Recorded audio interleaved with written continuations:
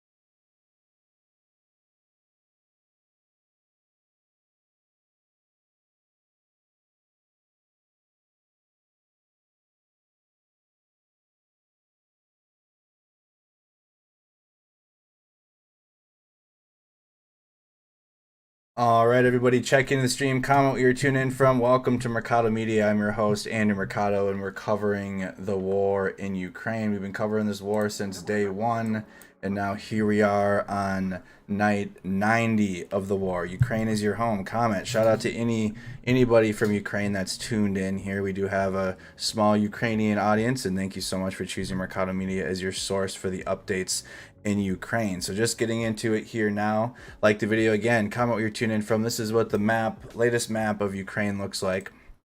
If we're gonna get right on into it here. The red is Russian occupied territory in Ukraine, and then the white space is just Ukraine, and then the rest of the map. So then the gray space here is territories liberated from Russian forces that they once had occupied since the start of the invasion, and now they no longer have those territories occupied. So the dark red around the red space is area occupied pre-invasion, so that would be Crimea. That was annexed slash occupied in 2014. And then you have Luhansk and Donetsk, which has been annexed slash occupied since 2000. Well, not technically annexed. It's been occupied since 2014, but Vladimir Putin did establish their independence immediately before the invasion on the 24th. So, but that's why they have the dark red around them. There's been fighting in the Donbass since 2014 in this region that we're looking at here, Luhansk and Donetsk, and that is where a lot of the Russian forces that tried to take the capital city of Kyiv in the beginning stages of the war are starting to be pushed down towards. So the fighting in this region is just amplifying. All right, it's getting amplified. So let's go into the latest update based off of the Institute for the Study of War and their Russian offensive campaign assessment based off of the 25th. So just going to read this off to you. Welcome, Egan, Minnesota. How you doing? How you doing, Florida? We got Oklahoma tuned in. What's up? How you doing? Slava, Ukraine. Hello. How you doing? Cincinnati. Welcome.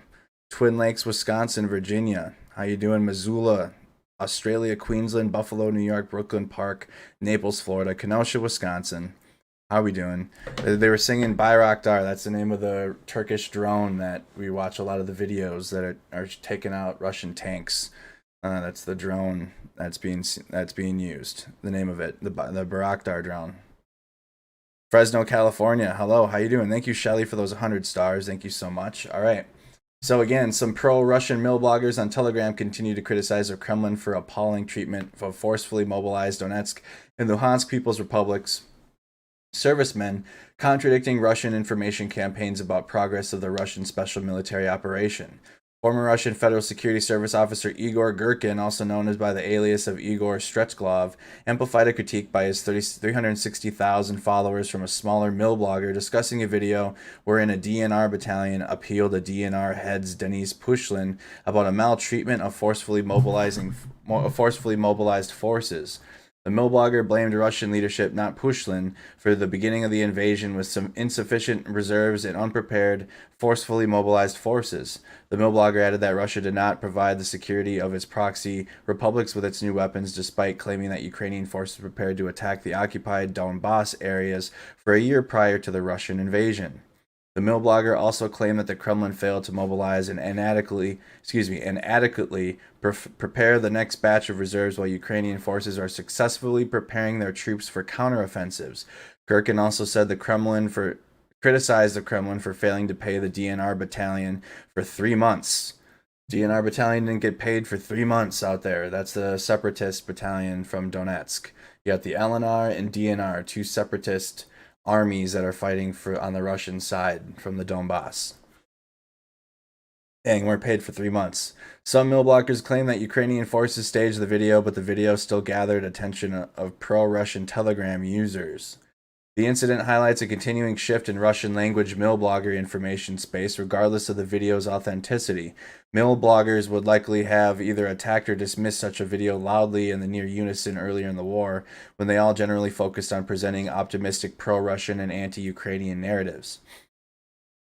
The response to this video in the Russian language mill blogger space demonstrates the strong resonance anti-Kremlin narratives can now have. So the anti-Kremlin narratives in Russia, there's starting to be some infighting going on. So critiques of decisions from the Kremlin are starting to be allowed, or they're not being dealt with how you get dealt with for speaking out against the Kremlin. Let me start again. Mill bloggers would likely have either been attacked or dismissed such a video loudly and in near unison earlier in the war, when they all generally focused on presenting optimistic pro-Russian and anti-Ukrainian narratives. The response to this video in the Russian language mill blogger space demonstrates the strong resonance anti-Kremlin narratives can now have. It is impossible to know what effect this change in this information space might have on general perceptions of the war in Russia, but it is one of the most visible and noteworthy inflections in the attitudes of the previously strongly pro-Kremlin, ostensibly independent Russian voices speaking to Russians that we have yet seen. And we're kind of seeing that too in the some of the news, their big mainstream news clips that are coming out, where there's people watching the Russian mainstream news and seeing what their narratives are. And even as of in the last, I'd say, month, maybe even less, month, they've been openly criticizing decisions made, and it's been like, whoa, they're getting away with saying some things.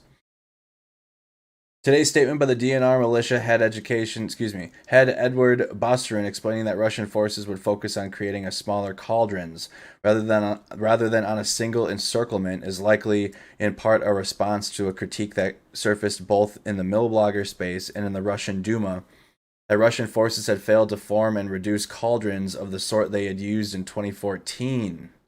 Bosterin's statement, along with other changes in the ways in which Russian officials have spoken about cauldrons and Russian operations in the East following these critiques, suggests that Russian and proxy leadership is sensitive to shifts in this information space. Russian forces are increasingly facing a deficiency in high-precision weaponry. The Ukrainian General Staff reported that due to an increasingly lack of high-precision weapons, Russian forces are seeking other methods of striking critical infrastructure and have intensified the use of aircraft to support offensives. The Ukrainian Main Intelligence Directorate noted that 60% of Russia's high-precision stockpile has already been exhausted. 60% that's why we're seeing videos. If you tune in every night, shout out to our nightly audience. If this is your first night, welcome. We're seeing so many Russian artillery. Their cluster bombs. They're using cluster bombs, and just the spread of their artillery strikes are just spanning great distances because they have no high precision weapons. 60% of Russia's high precision stockpile has already been exhausted, which is consistent with previous reports by Western defense officials that Russian forces have been increasingly relying on dumb bombs because they are facing challenges replenishing their supplies of precision munitions, in part due to sanctions targeting Russia's defense industrial production. A lack of high-precision weapons will likely result in an increase in indiscriminate attacks on critical and civilian infrastructure, because they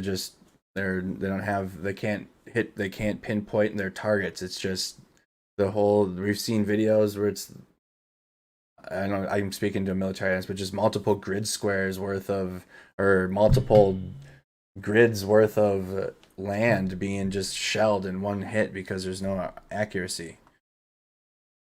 The Kremlin is attempting to expand the pool of Russian passport holders in occupied areas. Russian President Vladimir Putin signed a decree on May 25th that will simplify the procedure for obtaining a Russian passport within Kherson and Zaporizhia oblasts. So here, we want to zoom in really quick. Here's Zaporizhia, and then Kherson is here. So Zaporizhia in the top right of the map, and then Kherson is in the bottom left. It's the last occupied Russian city in the southern region of Ukraine.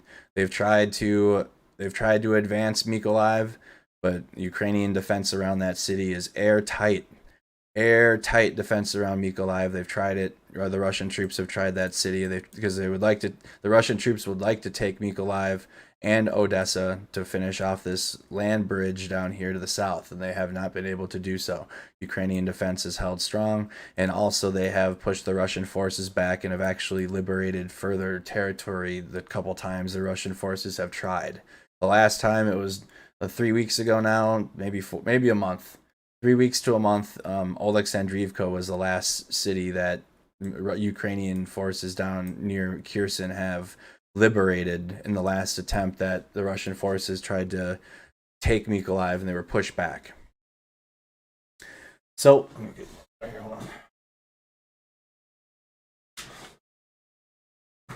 Water. I'm talking a lot lately.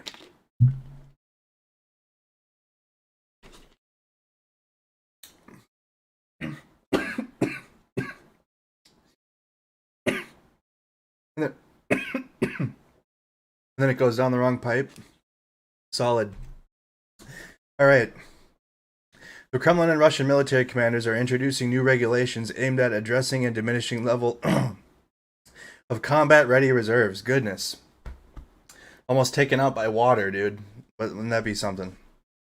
The Russian State Duma and the Russian Federation Council passed a bill raising the maximum age for voluntary enlistment into the Russian military from 40 to 50. Russian Telegram channels also reported that the Russian leadership forced operational officers and commanders of the Russian border guards of southern Russian regions, including the Rostov Oblast and occupied Crimea, to indefinitely cancel all summer vacations. A rather unsurprising step in the light of military situations in principle, but an indication of the next source of manpower to which Putin will apparently turn.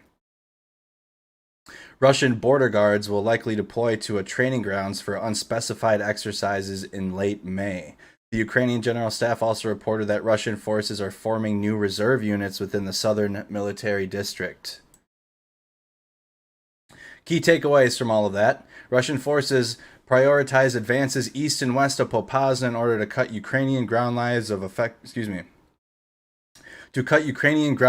communication southwest of Severodonetsk and complete encirclement efforts in the Luhansk Oblast. Russian forces have likely entered Lyman and may use this foothold to coordinate with advances southeast of Izium to launch an offensive on Severodonetsk. So that's all in this area. All of that is in here. Here's Severodonetsk. Big battle for that city going on. And then we got, here's Izium, which is south of Kharkiv, north of Donetsk. So in between the space, the two biggest cities you want to say would be Donetsk and Izium.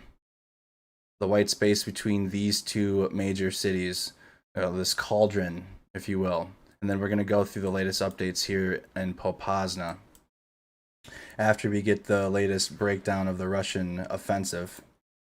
Russian forces may start the Battle of Severodonetsk prior to completely cutting off Ukrainian ground lines of communication southwest and northwest of Severodonetsk. And again, that's here. Give you guys an idea of geography, or a geographical location with that. Russian forces struck Zaporizhia city in an attempt to disrupt a key logistics hub for Ukrainian forces operating in the east. Zaporizhia. So again, the main effort is Eastern Ukraine, comprised of one subordinate and 3 supporting efforts. The supporting main effort is the encirclement of Ukrainian troops in the cauldron between Izium and Donetsk and Luhansk oblasts. Here. All right, that's their subordinate main effort to the main effort. Supporting effort number 2 is Kharkiv city. Kharkiv city, not really working out in that one. Ukrainian forces are continuing to liberate villages and cities east and north of the city. You can see it's extending further. This is some new liberated space here in Shuhuiv. Territories liberated by Russian forces. And the Ukrainians are looking to encircle the Russian troops up near the border to the northeast. So we got a couple. The Russians are looking to encircle Ukrainians in this cauldron between Izium and Donetsk in the Donbass, in north of Donetsk and Luhansk in the Donbass, and then Ukrainian forces are looking to encircle and cut off the Russian forces that are north and northeast of Kharkiv near the border with Russia.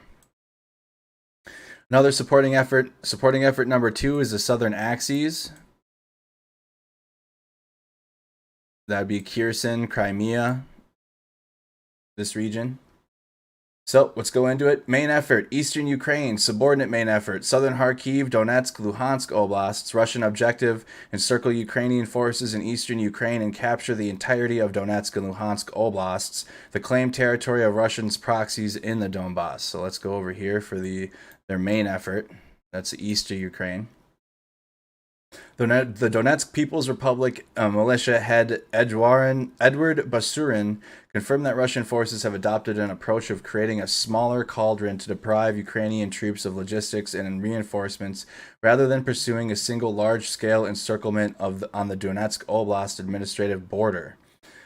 The Institute for the Study of War has previously assessed that Russian commanders have likely abandoned the objective of completing a large-scale encirclement of Ukrainian forces in Donbass. Russian forces prioritized 3 advances east and west of Popasna. And again, when I say Popasna, if you guys watch Speak the Truth, Rob from Speak the Truth, he says Pop Santa. This is the city that they're starting to gain a little more territory to the west and to the northwest of Popasna and Vaslivka.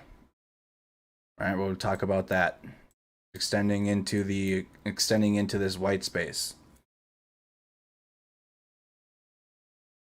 Russian forces continued to advance east of Popasna to seize settlements on the T-1303 highway to Lysychansk, northeast to cut Ukrainian access to the T-1302 highway from Bakhmut to Lysychansk, and southwest along the T-0504 highway from Popasna towards Bakhmut. Russian forces reportedly made advances towards Bakhmut from Svitodarsk, a settlement just north of Debaltseve, and continued heavily shelling, likely in preparations for a ground offensive. That's all the update. This is all the updates going on in this region that we're looking at on the map. If you look at your screen now, all of that is the fighting going on here. Russian forces seem to be prioritizing... Did I read that? No. Russian forces seem to be prioritizing efforts to cut the 2 highways to Severodonetsk over launching offensive operations on Bakhmut at this time. Luhansk Oblast Administration head Suri Hadai refuted reports that Russian forces had to cut off the blocked T-1302 highway on May 25th.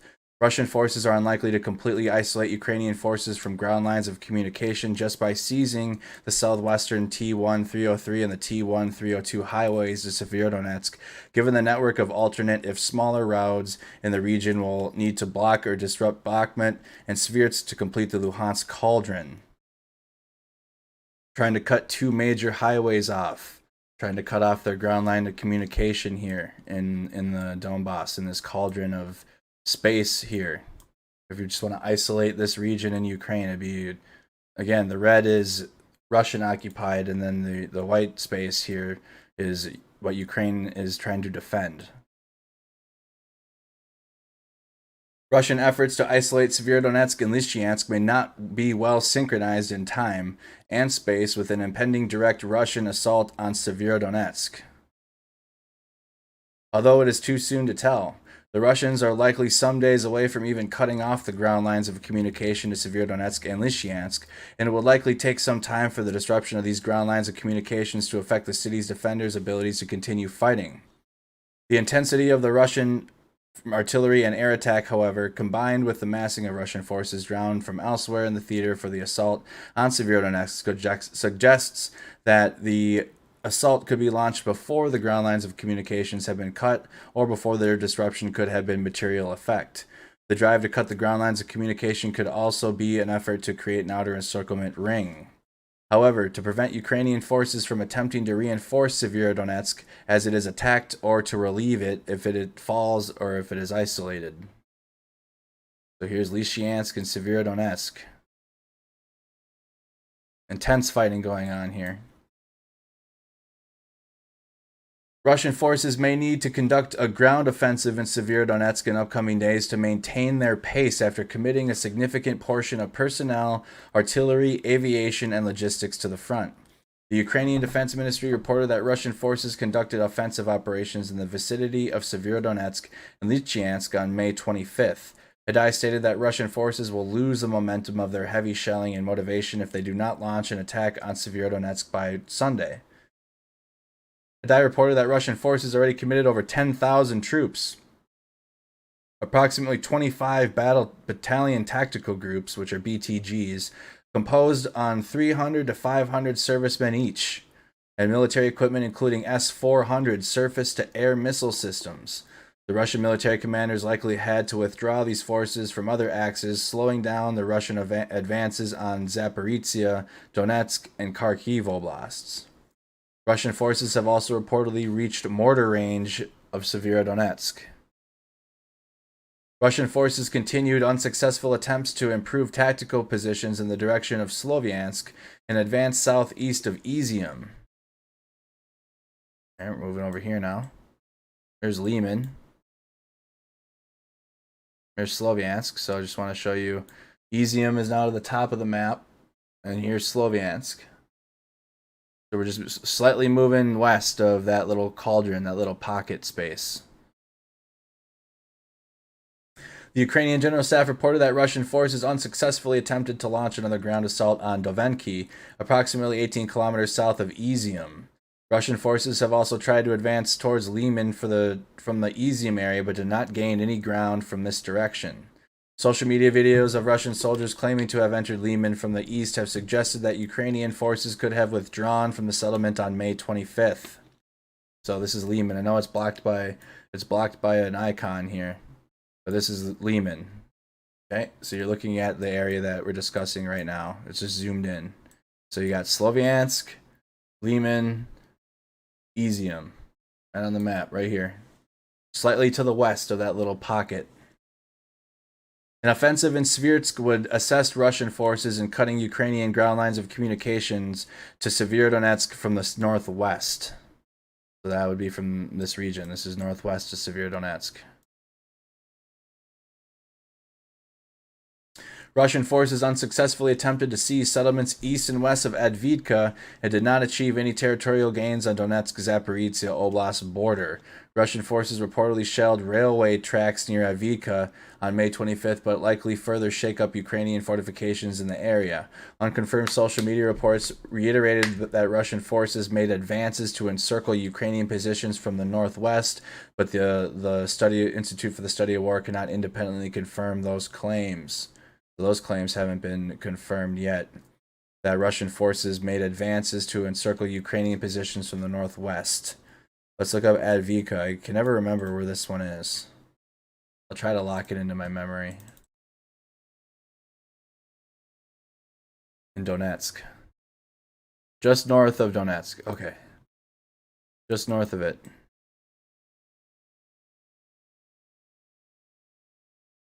Right here. Advika. So this is a little slightly south of where we were looking from Izium, north of Donetsk. Here it is, Advika. Supporting effort number 1. So that was a summary of the main effort in the east. So now let's go into the supporting effort. Supporting effort number 1 is Kharkiv City. Russian objective, withdraw forces to the north and defend ground lines of communications to Izium. So leave here and reinforce this region north of Izium if you want to look at the map. So we're north of Izium now. The Kharkiv Oblast. Russian forces intensified artillery attacks against Ukrainian positions and focused on maintaining and regaining control of territory north of Kharkiv City on May 25th. The Ukrainian General Staff stated that Russian forces shelled Chernova, Ruski Chisky, and Rubinzin, and that Russian forces attempted a ground offensive near Chernova, indicating that control of settlements in northern Kharkiv Oblast remains contested. Russian forces did not make any confirmed advances on the axes on May 25th. Supporting effort number 2. So again, just to summarize that part, Russian forces did not make any confirmed advances on the axes. So nothing new. Let's go to the south, the southern axes here. That'd be Kherson and Crimea. Defend Kherson against Ukrainian counterattacks. Russian forces focused on improving their tactical positions and conducted air rocket, missile, and artillery strikes along the southern axes on May 25th. Ukrainian Southern Operational Command reported that Russian troops clashed with Ukrainian defense in northeastern Mykolaiv Oblast while attempting to advance towards Kryvyi Rih. Russian forces have conducted a rocket strike against residential areas of Zaporizhia City. Zaporizhia City, that'd be north of Melitopol.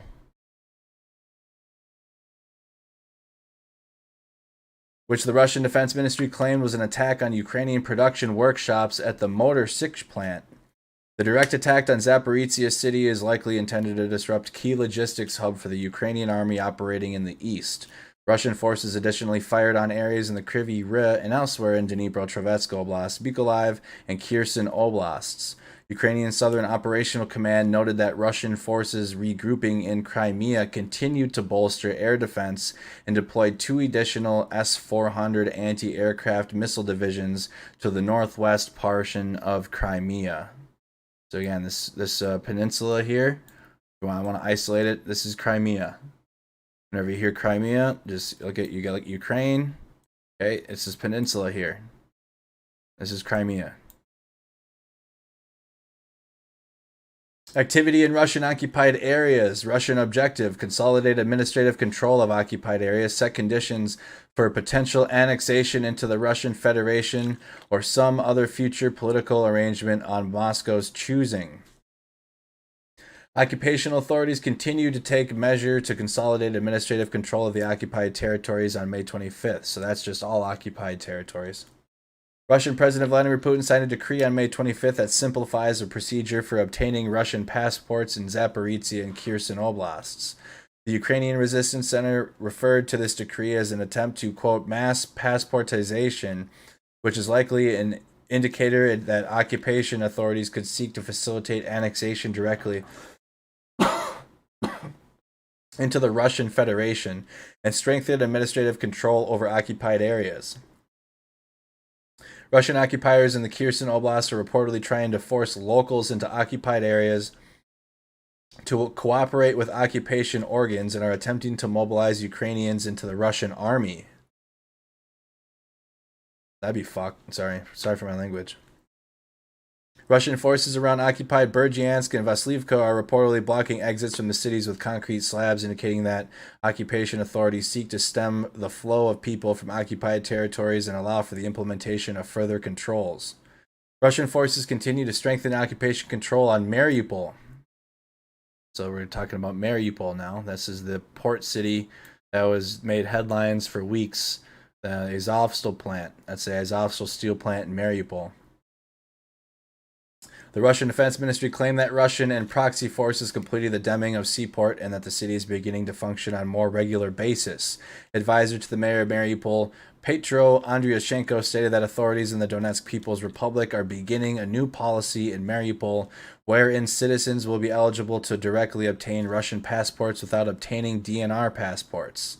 Such passportization measures may be intended to further set conditions for the direct annexation of Mariupol into the Russian Federation.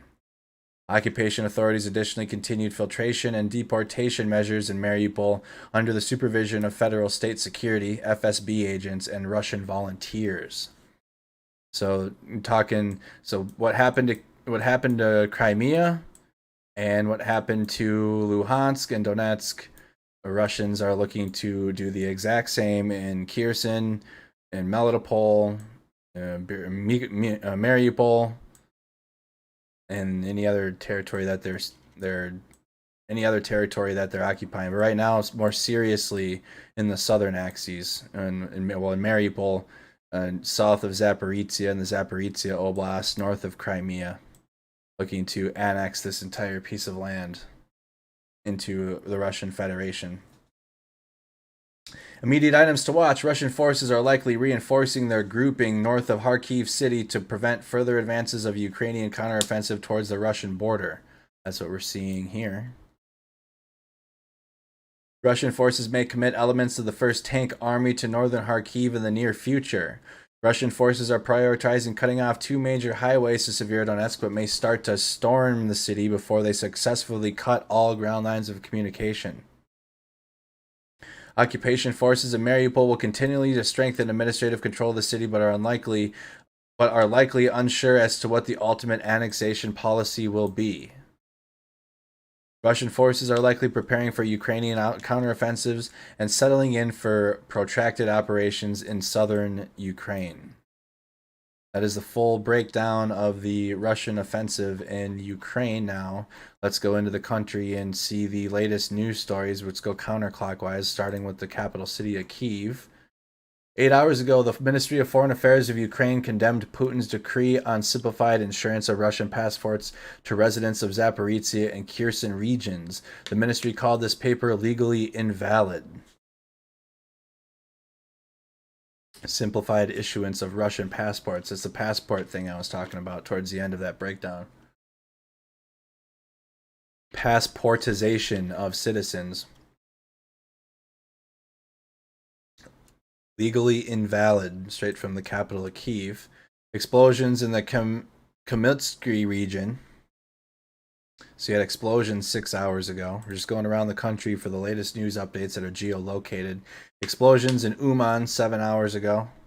This region here is what's called Transnistria. It's been a breakaway region from Moldova, recognized by Russia, only Russia, since 1992.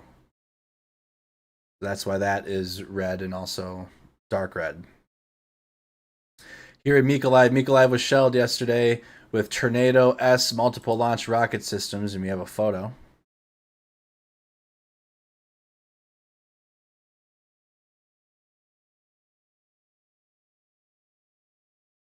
Working our way around the country, let's go down to Crimea. New batch of Kaliber missiles being loaded into a Russian submarine in Sevastopol. Yeah, Kaliber missiles, kind of hard to tell what that picture is. Go to the source. Telegram. Not much better.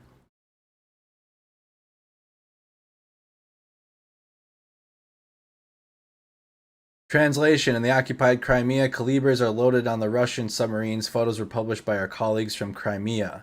Realities: 2 submarines from the Warsaw Project stand near the berths of the southern bay of Sevastopol. Near the berths of the southeastern shore of the bay are 2 long KAMAZ. Of their body are transport and launch containers with missiles.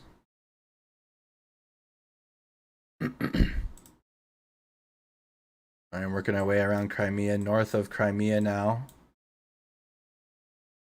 Russian troops shelled Zelodolsk community in Kryvyi Rih district of Dnipro-Trovets region with artillery. Kindergarten, a church, residential houses were damaged in Mariinsky Velika Kostromka, and includes photos.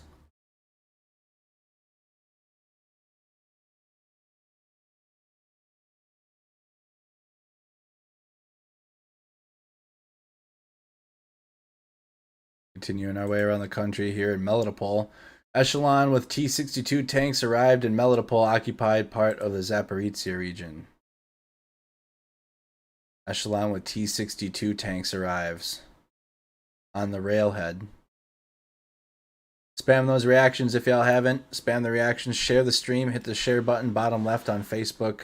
Like the video on YouTube if you have not done so. Russian aviation and artillery conducted strikes near Marinka, Milsky, Poltava, and Orikhiv per the General Staff of the Armed Forces of Ukraine in the evening hours. 9 hours ago, you had a shelling. T-62 tanks with additional DIY armor spotted in Poli district of the Zaporizhia region. So they had cope armor. A DIY armor is cope armor. Russian aviation and artillery, we read that one.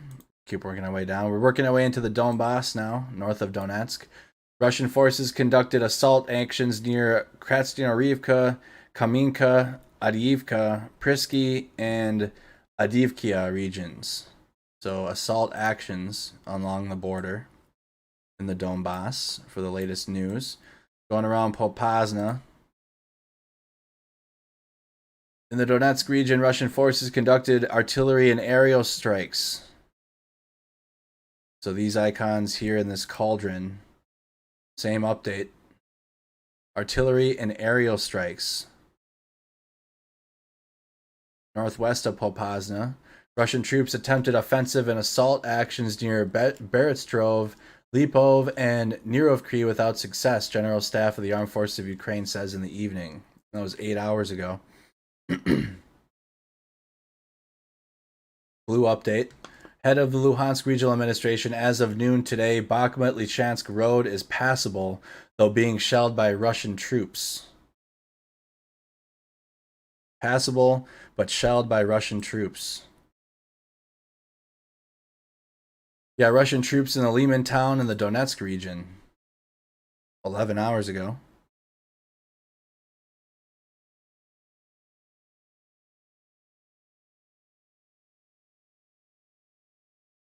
Let's work our way towards Kharkiv now, north of Izium. 2 killed, 7 wounded as a result of a shelling in Balskliva in the Kharkiv region. 2 killed, 7 wounded.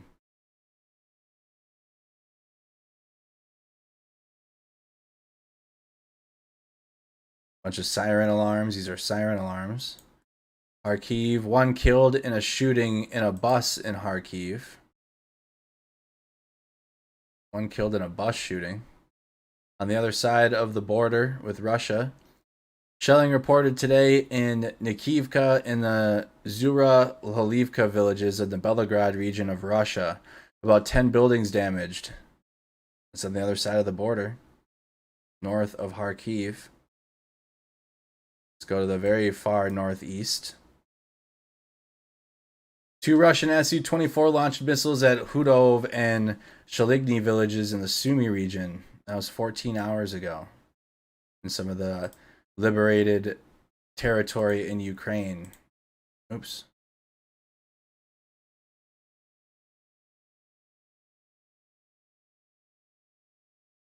All right, that is a breakdown of the map and all of the latest updates within the country of Ukraine. Now let's go into this article here. Gang of evil inside of Putin's monsters of Motyzhyn, who forced mom to watch as they shot son dead and tortured civilians. This is a brutal gang. This was the title of the stream. A brutal gang known as the Monsters of Motyzhyn, who are accused of forcing a mother to watch as they shot her son dead and tortured civilians, have been officially identified. The group of 8 Russian soldiers, including 3 from the private military Wagner Group, are said to be responsible for at least 14 war crimes in Ukraine.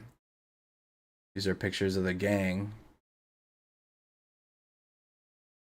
Only 3 people survived their sadistic torture of civilians. Russian troops occupying Motyzhyn, 30 miles west of Kyiv, tried to win the support of local officials and butchered them when they refused to collaborate, according to neighbors in April. The mayor, Olga Sukshenko, her husband Igor, and son Alexander were reportedly kidnapped on March 23rd. Their fate was unknown until their bodies were found in a shallow grave in April behind the houses that Russian soldiers had used as makeshift barracks. A 4th body was also found but has not been yet identified. The Russian soldiers said to be responsible were named by Ukraine's Prosecutor General Ernia Vedakova in a Facebook post, as well as the Security Service of Ukraine. Vedakova said the Kyiv Oblast and the Kyiv Sviatoshyn district prosecutors and the Security Service of Ukraine have identified those responsible for the atrocities committed in Motyzhyn. An investigation established that Russian occupiers abducted Ola Shukenko, her husband, and their son in March of this year. According to the prosecutor general, Ola and her family were tortured at a Russian base at Russian soldiers trying to find out information about the armed forces of Ukraine at Territorial Defense Forces. Benedikova said they first shot at her son's leg right before his mother's eyes, and then they killed him by shooting him in the head. The entire family died from multiple gunshot wounds. Consider the reason for another murder. One of their victims was shot in the head just because she was wearing black. Her father was taken prisoner and held in an outbuilding, blindfolded and with his hands tied behind his back, practically without food or water. The investigation also revealed that 2 volunteers who were trying to bring humanitarian aid to the residents of Motyzhyn were also captured. After they interrogated and tortured, they were taken to the forest nearby and shot. One of them managed to survive the ordeal. The suspects are also to have been tortured to death. The suspects are also to have tortured to death 2 members of the Patriot Civil Society organization. Their bodies had multiple penetrating gunshot wounds. The Russian soldiers tied another of their civilian victims to a quad bike and forced him to run after the vehicle for almost a kilometer. The same man was also interrogated, beaten up, and threatened with being killed. He was forced to spend several days in a sewer pit. Venedikova also said the suspects had shelled and set fire to civilian houses and had taken people's mobile phones. Earlier this month, the Russian soldier accused of war crimes went on trial. The first Russian soldier. That is this soldier here. First to be on trial for war crimes. 21-year-old soldier Vadim Shishmarin. He's a sergeant.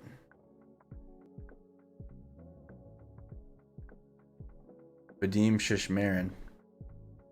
Sergeant Vadim Shishmarin, 21, is accused of executing a 62-year-old Ukrainian man through an open car window in the northeastern village of Chupakaivka during the first week of the war. Venedikova's office said it is looking into more than 10,700 potential war crimes involving more than 600 suspects, including Russian soldiers and government officials. Here's more of the pictures of the monsters of Motyzhyn.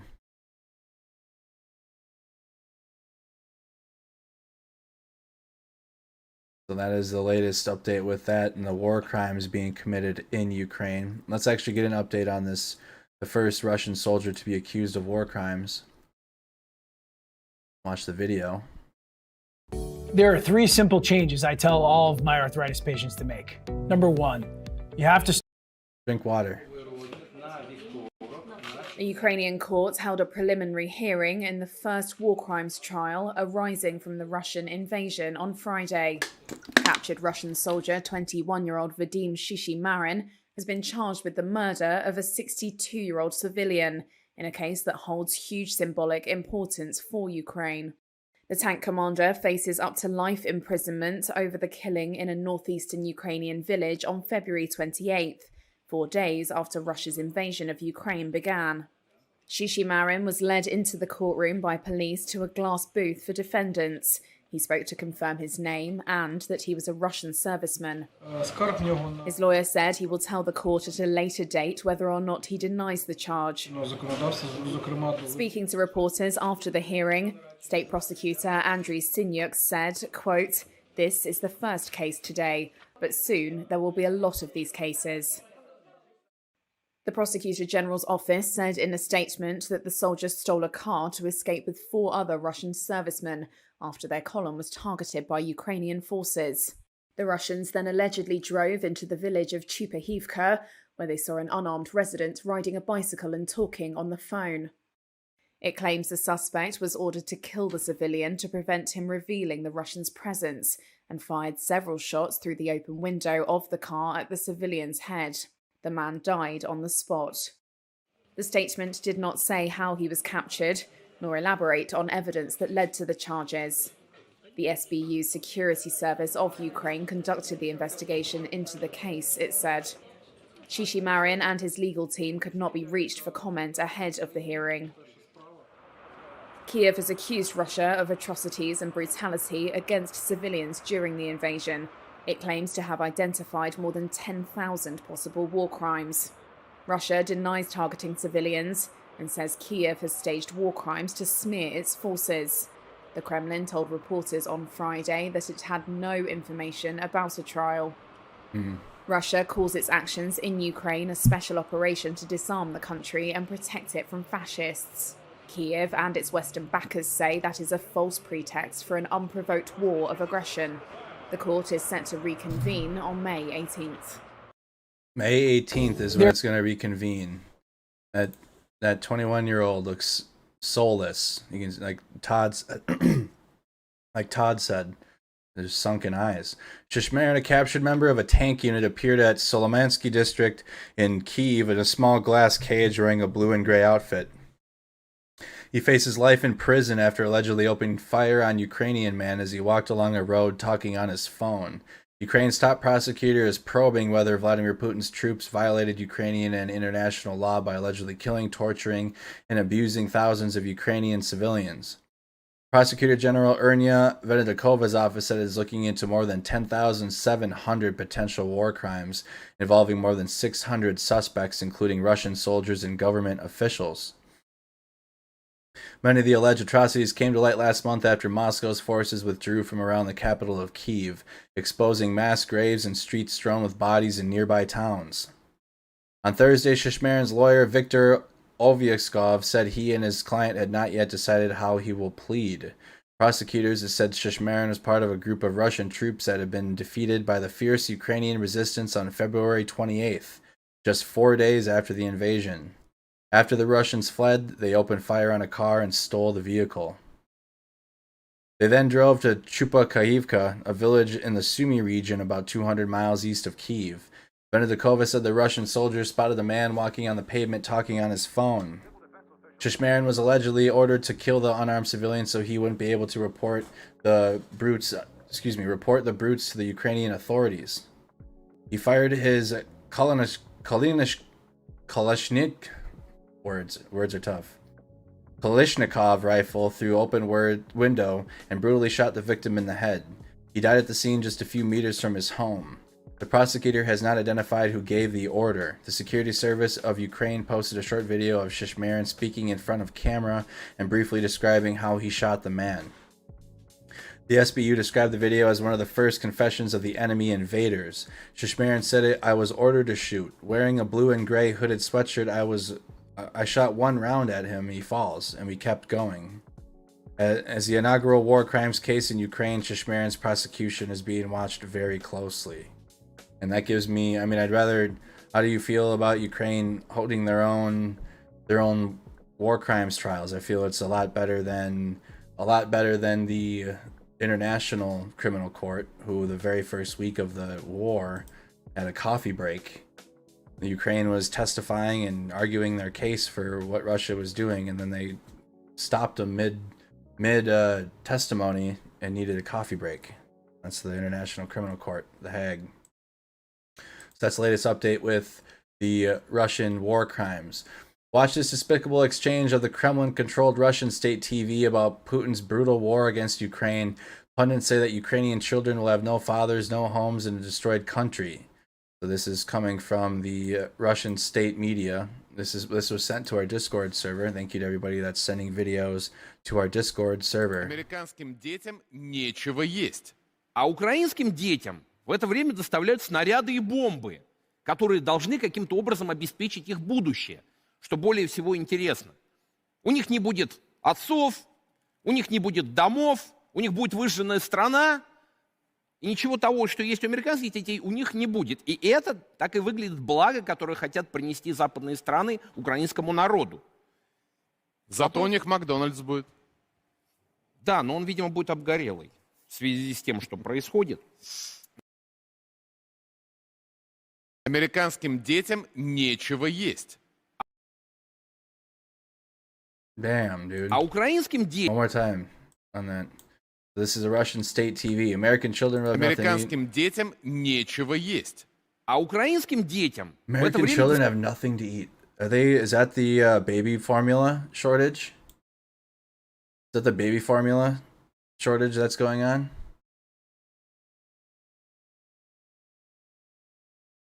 Американским детям нечего есть. А украинским детям в это время доставляют снаряды и бомбы, которые должны каким-то образом обеспечить их будущее, что более всего интересно. У них не будет отцов, у них не будет домов, у них будет выжженная страна, и ничего того, что есть у американских детей, у них не будет. И это так и выглядит благо, которое хотят принести западные страны украинскому народу. Зато у них Макдональдс будет. Да, но он, видимо, будет обгорелый в связи с тем, что происходит. Американским... All right, so that was sent to our Discord server, and that's just showing you the narrative and how the Russian state media conveys their messaging to Russians. We'll get back to that when we get to the Ukraine war video report on Reddit. Here's another video sent to our Discord server. Again, join our Discord to send video clips or to see these video clips if you're looking for a solid place beyond our coverage every night. Ukraine, what is Russia's Terminator vehicle? This is going to be leading up to the combat footage. Also, if you're a veteran of the armed forces, if you've served in any branch of service, comment your MOS, comment your years of service, and thank you so much for your service I was in the U.S. Army from 2012 to 2020, 4 years active duty and 4 years in the Army Reserves. What is Russia's Terminator vehicle? Let's find out. This is what they call a tank support vehicle. It's effectively a tank chassis, but with a different weapon system on the top that's designed to support tanks in the urban environment. It's called the Terminator, a vehicle with the protection of a main battle tank, but one designed to destroy enemy bunkers and infantry positions. Russia only has a handful of these, but it's now thrusting them into battle, sending them into the Donbass to bolster troops as they close in on the city of Severodonetsk, one of its key targets in Luhansk. Now, the weapons have been around since the start of conflict in Ukraine. We saw them in Belarus in early February being moved into the theatre. And the one unit they have is deployed with the Central Military Districts. And it seems to be this unit, company size, that's been deployed now towards Severodonetsk. So I think what's really interesting is it shows the Russian focus on Severodonetsk, which is the last part of Luhansk they don't control. So I think the real reason we've been talking about this equipment this week is it's a signature piece that shows they're focused on an urban battle in the city, which you can kind of see they're advancing towards now. The Terminator's been around since 2005 and is based on the hull of the T-72 tank. The version in Ukraine is known as the T-2. It carries 3 crew and is armed with anti-tank missiles, a pair of 30mm cannons and a 7.62mm machine gun. The issue for Russian forces, though, is they're only thought to have 9 of them. Moscow developed the Terminator after taking heavy losses in Afghanistan and Chechnya, and there isn't really a direct NATO equivalent. The US Army has the M3 cavalry fighting vehicle based on the Bradley, but it also carries troops. There's also the Striker, an 8-wheeled armoured fighting vehicle, but that too isn't strictly a tank support vehicle like the Terminator. Yeah, the Striker, they had those in Alaska when I was stationed there, and then they actually had them on my deployment. During Christmas, I still vividly remember Santa rode a Striker. Santa rode the Striker. I wish I got to use this vehicle or got to train on this thing. There's the Cav Scout units had this vehicle like the Terminator. Experts believe Russia's brought these forward to support its tanks in what's expected to be a bitter urban battle. It's really optimized to suppress the upper stories of buildings, put down a high rate of fire, and cover those angles so the tanks can focus on the fight down the street. Where they can bring firepower to bear that way without having to look up all the directions you can't look when you're closed down in a tank. So above you, behind you. That's what these vehicles are designed to do. And they should shrug off anti-armor weapons that would destroy a lighter skinned vehicle. There's questions about how vulnerable the turret is, though. And certainly, though, anything that's been able to disable a T-72, whether just by disabling the engine or tracks and things, it'll still be vulnerable to that. Are these more survivable, markedly more survivable than having multiple cheaper platforms? I think that's the big question mark. Reports suggest Ukrainian forces are continuing to destroy Russian tanks, older T-72s and the latest T-90Ms, many of them with British-made missiles, including Javelins and now Brimstone. The arrival of the Terminator seen as an attempt to bolster the Kremlin's forces for a final push into Luhansk, a chance to claim some small victory in a war that's not gone well. Simon Newton, Forces News. They only have 9 of them, and it's built on the T-72 chassis. We've already seen what the Ukrainians are doing to the T-72, so not really a weapon that's going to change the course of the battle. Let's just put it that way. The Terminator. All right, so let's go into Rob Lee's latest war clips of the day. Russian helicopters firing rockets into the air towards Ukrainian positions.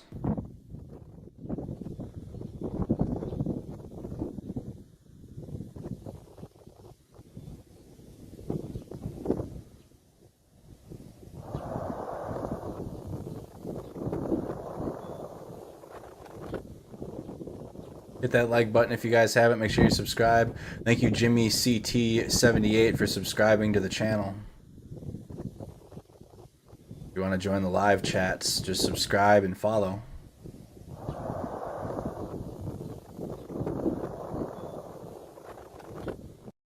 Continuing on here, a Russian Su-25 firing rockets at Ukrainian positions reportedly in the Advidka area.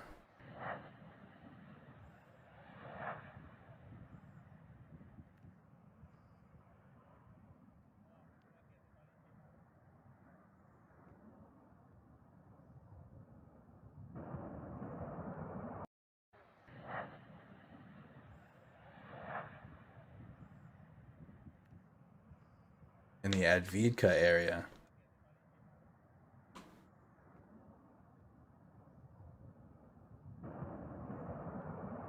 That's north of Donetsk. Russian Tor air defense system firing on a target in the Liban area.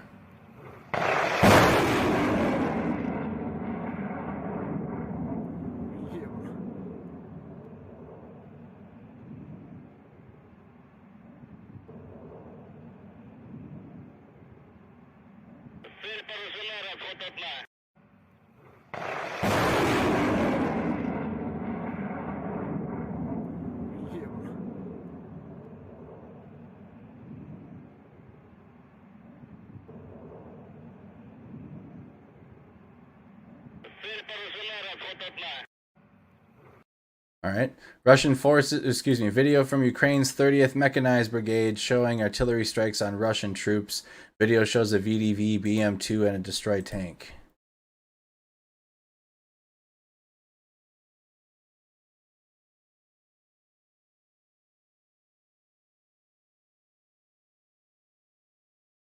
And music on this clip here.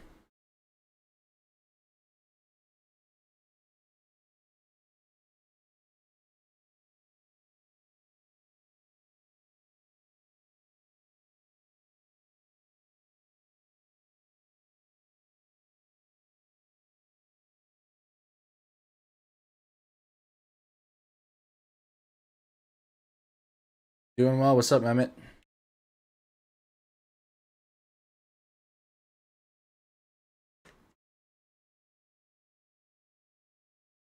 Got a destroyed vehicle there.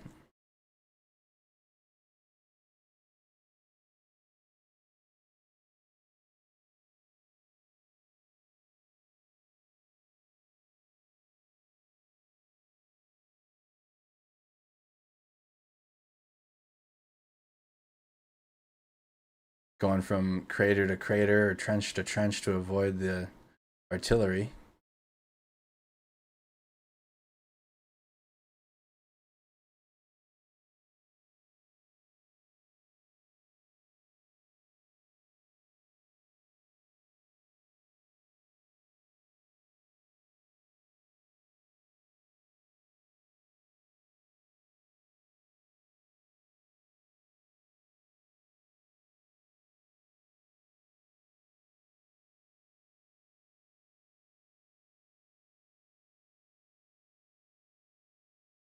See the soldiers running out. So again, this was 30th, Ukraine's 30th Mechanized Brigade showing artillery strikes on Russian soldiers and a VDV BMD-2 and a destroyed tank in that video. Video of artillery strikes of Russian positions by Ukraine's 54th Mechanized Brigade.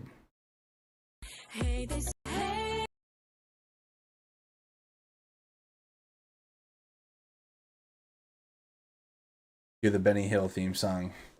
Wish there was a copyright-free version.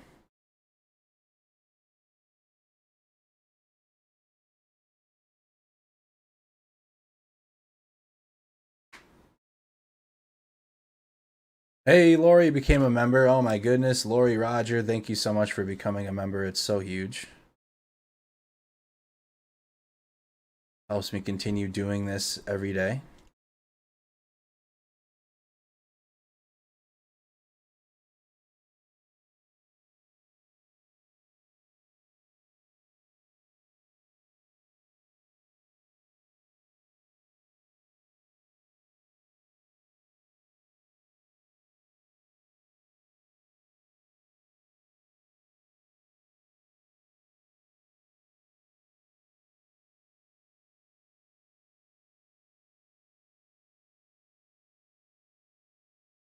I was waiting for it to hit.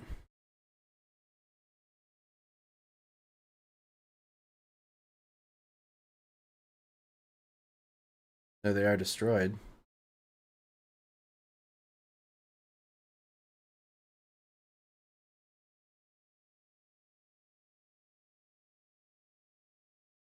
Hey Marie, how you doing?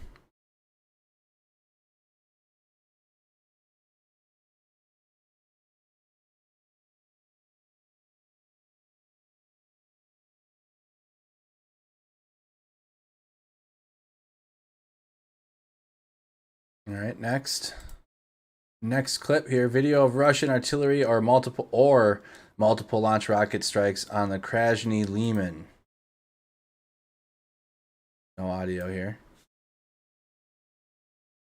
Wow. Lynette, $2 super chat, says, "What a world."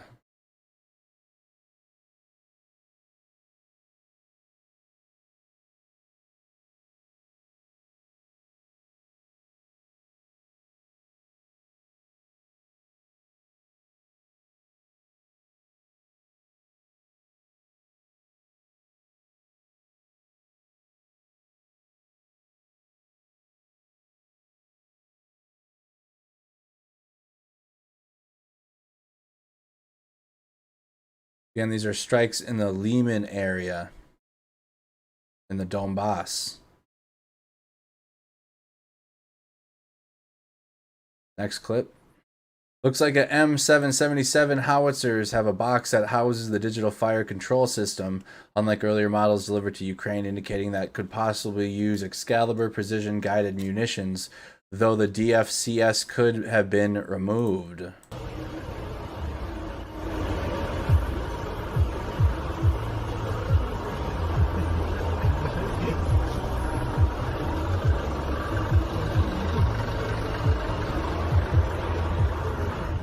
Got them on the trucks.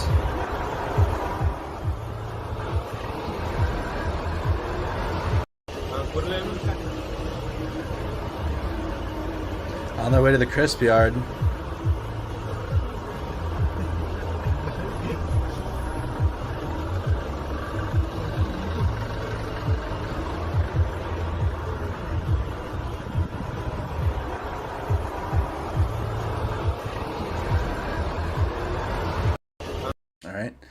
Video of Ukraine's 28th Mechanized Brigade reportedly showing artillery strikes on Russian BMP-3s.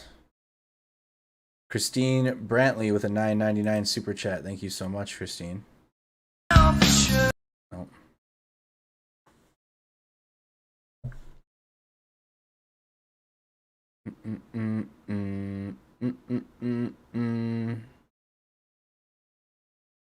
Right on the coastline. There's some cows there, it looks like.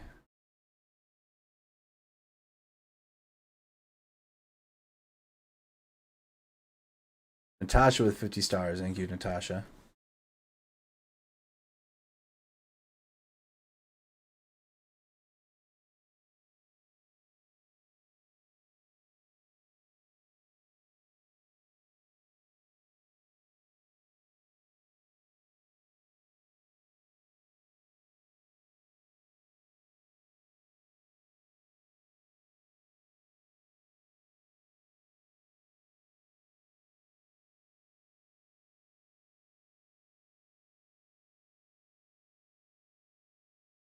So again, that was Ukraine's 28th Mechanized Brigade showing artillery strikes on a Russian BMP-3.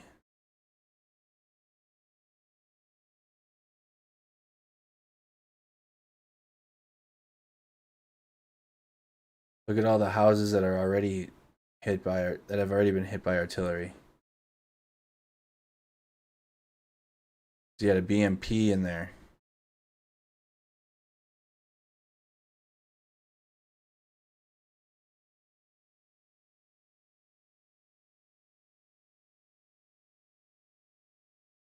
Good evening, Fallon.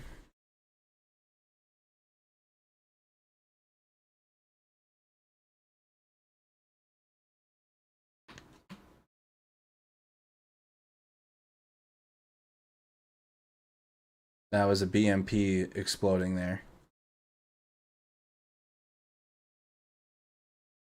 Video reportedly showing Russian artillery strikes on Ukrainian positions in Zaporizhia Oblast.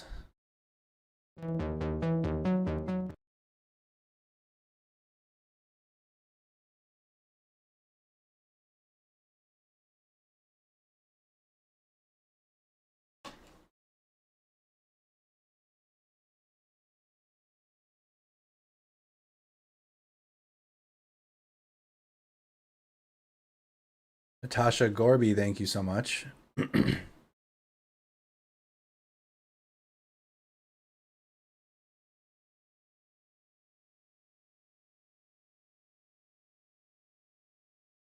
sitting in the tree line. Explosion. Russian artillery strikes on Ukrainian positions in Zaporizhia. So that would be around, if you want to look at the map, that would be in here.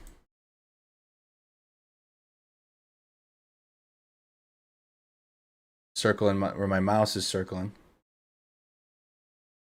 Here we got a LNR DNR forces using a captured Ukrainian Stugna P ATGM. Повыше чуть-чуть задери. Да еще повыше, наверное. Да не. Вот так. Просто смотри, она дернется. И вниз пойдет, да? Да, ты ее не дергай, потому что ты вниз дернешь, понял? Я говорю, поэтому задери. Они повыше, понял, хохлы задирают. Вот так. Да. Нормально? Работаем? А ну поведи влево еще, что там есть. Может вот сюда? О, Вон, копается. видал? Да? Петушочек, а ну-ка. Давай туда въебу. Давай, Дяхан. Есть? Сюда ебашь? Повыше чуть задери. Огонь.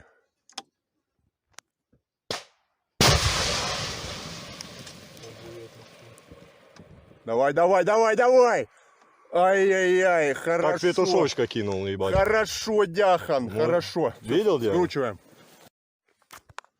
So again, this is a video of LNR DNR forces using a captured Ukrainian Stugna P. Helixes and SUVs near Azovstal, presumably operated by SSO specialists. Helixes.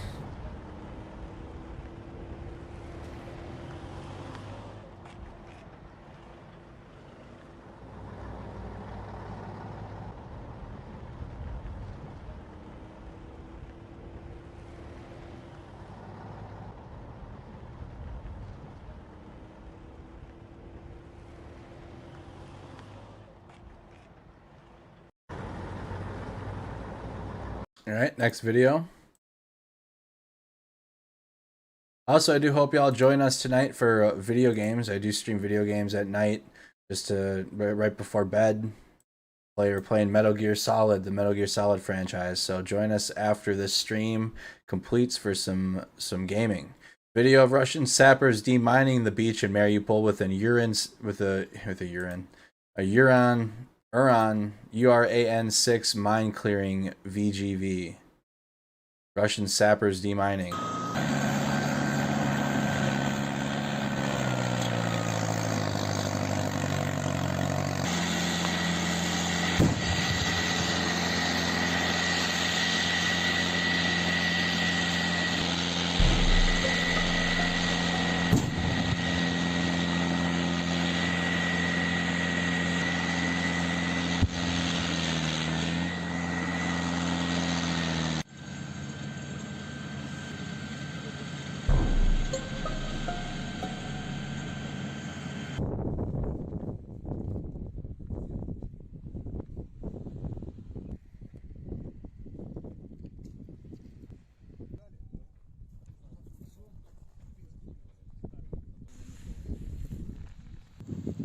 They're looking for their purpose. Trying to figure out why the hell they're in Ukraine.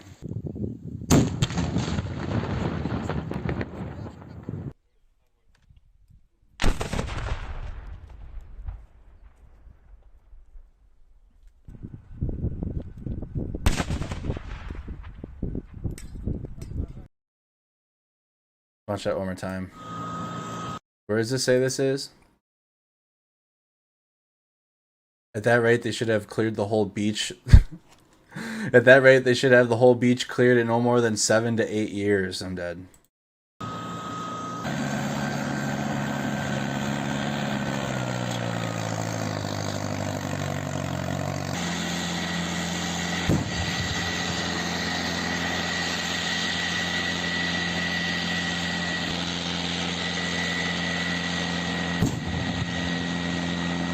Oh, it just happened to swerve. Just happened to swerve towards where the mine was.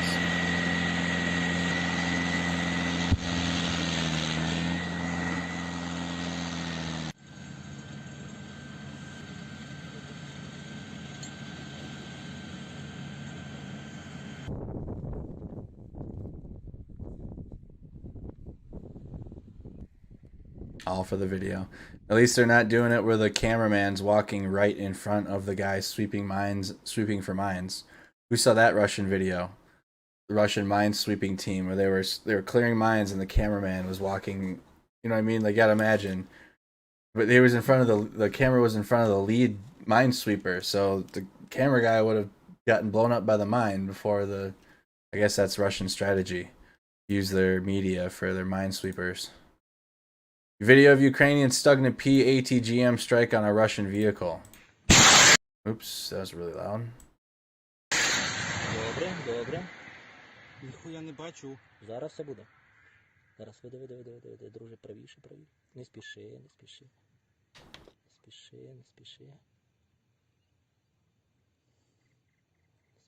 друже. Є, бляха, є воно! О, давай. Добре. Ніхуя не бачу. Зараз все буде. Зараз веди, друже, правіше. Не спіши. Не спіши,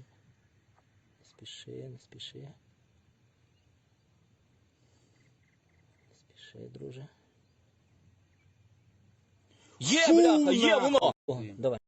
Direct hit there. Video of Ukrainians stuck in a PATGM strike on a Russian vehicle. Here we got reportedly a night launch of an Iskander M system in Belgrade.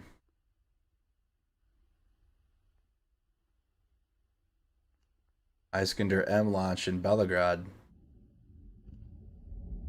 That's the city on the other side of Kharkiv, on the other side of the border.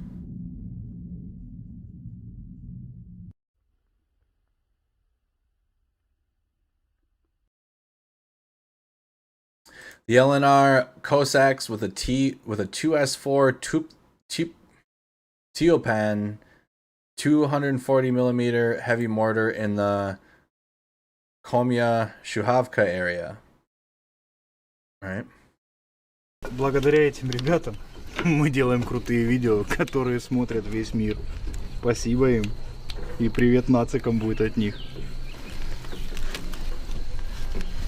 По нормативам, сколько выстрелов в минуту тюльпан делает? 1 выстрел в минуту. Это занимает и подготовка мины, и сам цикл. Сколько весит снаряд?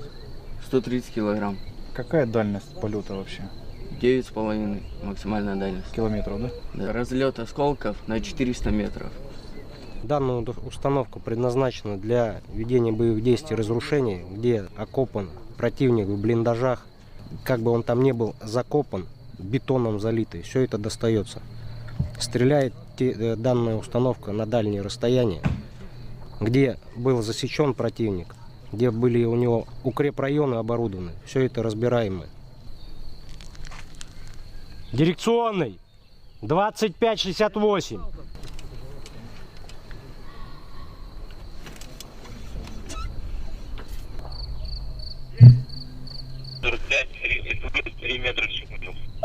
Мы сейчас получили координаты огневых точек позиций украинских националистических батальонов. Минометные казачьи подразделения будут подавлять огневые точки противника.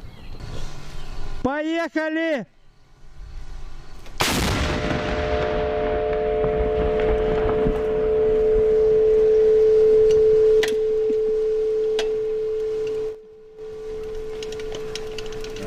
Денатификацию, демилитаризацию доведем до конца.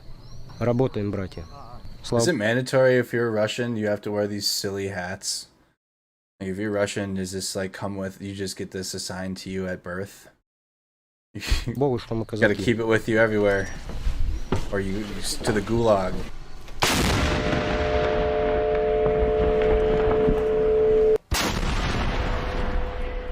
You gotta sit and listen to that ring afterwards.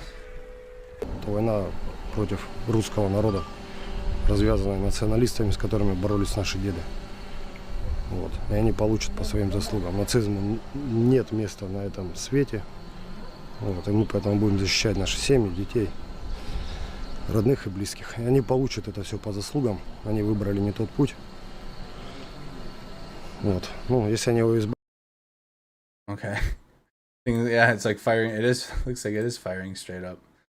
Russian fighter with a Zala Rex 2C UAS gun.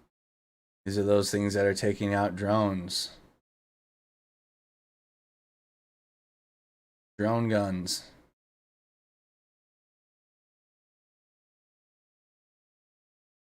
Russian Spetsnaz or Razvichi, whatever. Spetsnaz or Razdavichi units.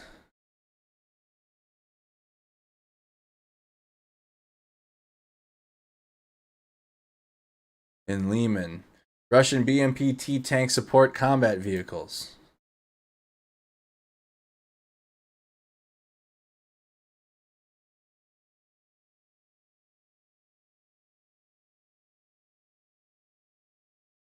Next, we have here video from Ukraine's 57th Motorized Brigade showing the destroyed and damaged Russian tanks, including a T-64BV in the Luhansk Oblast.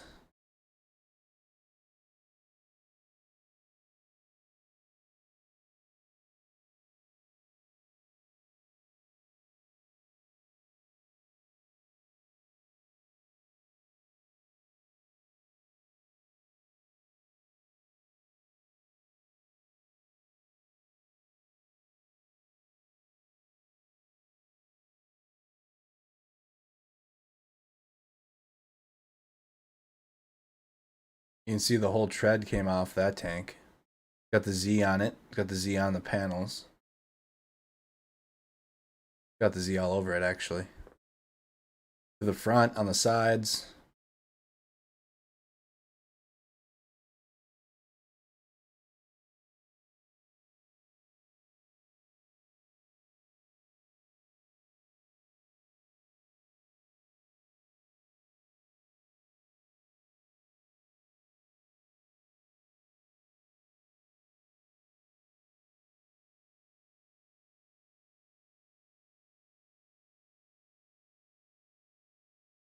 And you got one on fire, fully destroyed.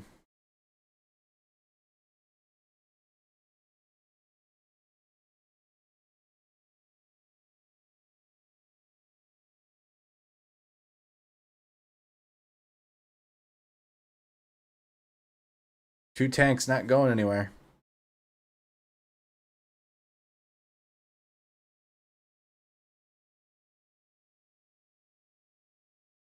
Video of Ukraine's 57th Motorized Brigade showing destroyed and damaged Russian tanks. Graphic video. Okay, hold on. I'll graphic. Oh, wow. Okay. It's a quick clip. Video showing Russian Zala Kub Bla loitering munition strike on Ukrainian soldiers. So we're going to just, you guys get the idea here. Okay. So it was a strike on loitering munition strike on Ukrainian soldiers. And then the strike happens there.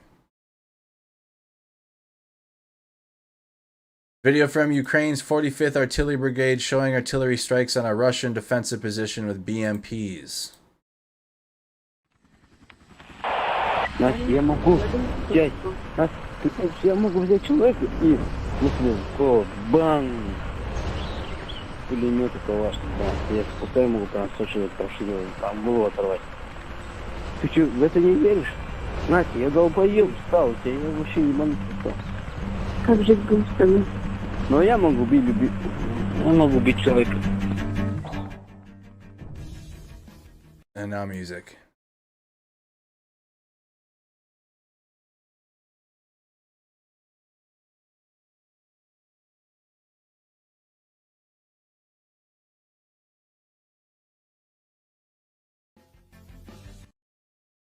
We got music playing now. Again, this is a video of Ukraine's 45th Artillery Brigade showing artillery strikes on Russian defensive positions.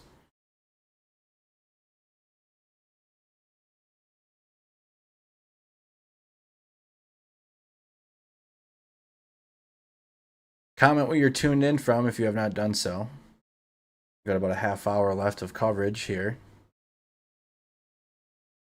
And I do hope you join us tonight on Snack Squad TV for gaming content. A couple hours of gaming and then start again tomorrow.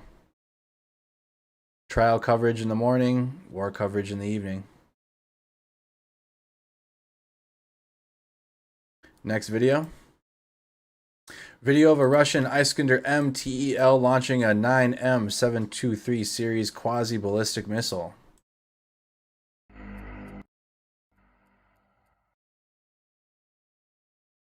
Sioux Falls is tuned in. How you doing, Sioux Falls? Good to see you. North Carolina, Julie, thank you. Grimsby, Ontario, thank you so much. From Martin. Hello from sunny Pasadena. Dan Bones, been here since day one. Ukraine is getting good with that artillery. They are. Independence, Missouri.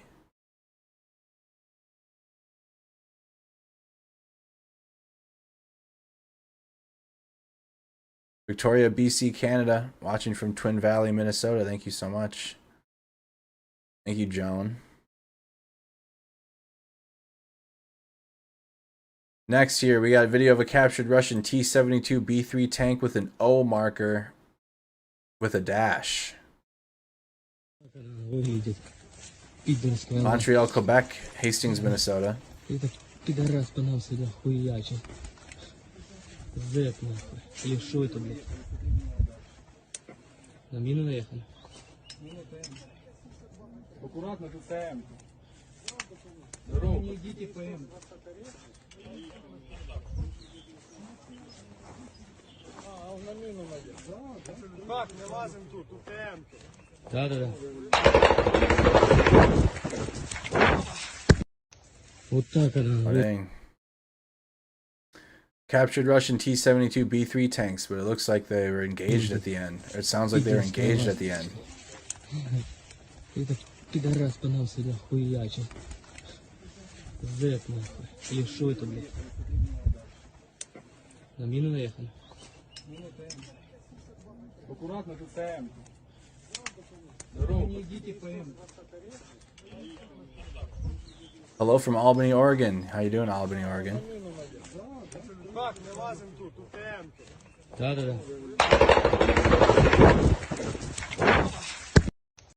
Next. Destroyed Russian Tiger M vehicle in Bezruki. Destroyed Russian Tiger M vehicle. Video of Ukrainian soldiers using a Switchblade 300 loitering munition, which we learned about like a month ago. Here it is now used in action. This is that Switchblade. Anybody been asking about it? And Andrea, they've been using the Switchblades. There's two Switchblade systems. This is the small one. There's a 300 and a 600. The 600 like takes a team or more than one person to operate, and this one you can put in a backpack or you can put as a part of your kit. So here it is, S300 loitering system.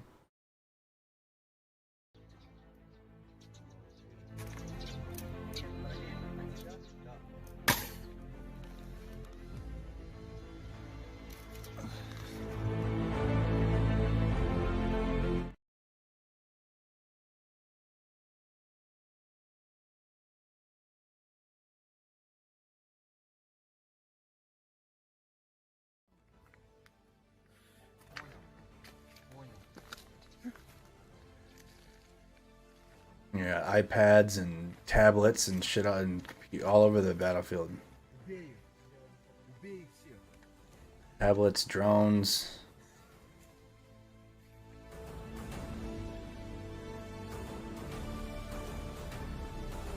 That's a Switchblade being used.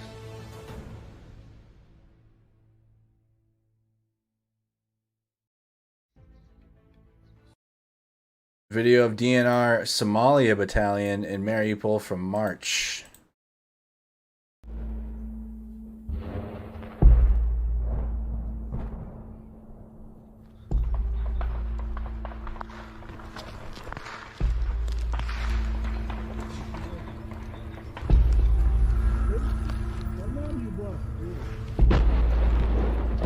This is the Donetsk separatists.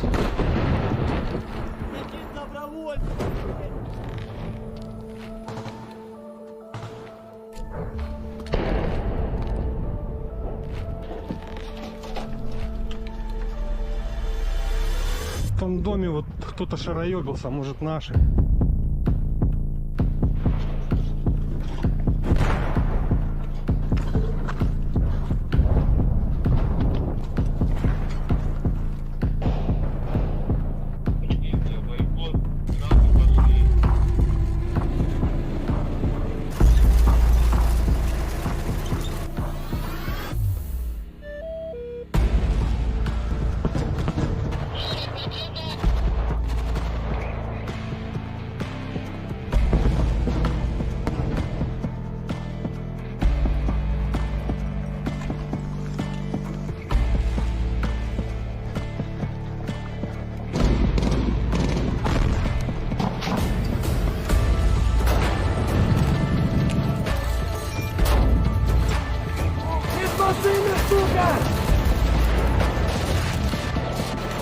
They just showed them engaging a car. That was a part of this, whatever this is. Looks like a documentary trailer. They just showed themselves lighting up a civilian.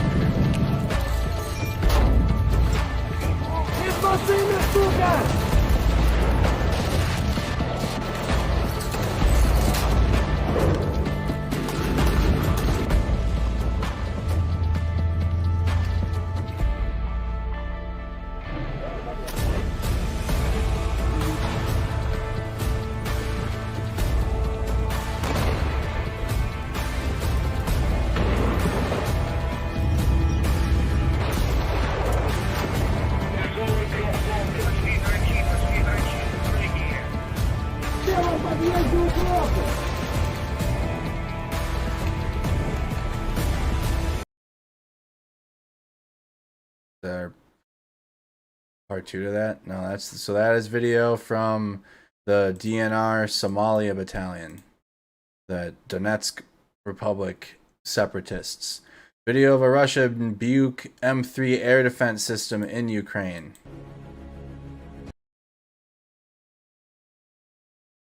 This radar station is designed to detect, lock, and track air targets of all types and classes in real time.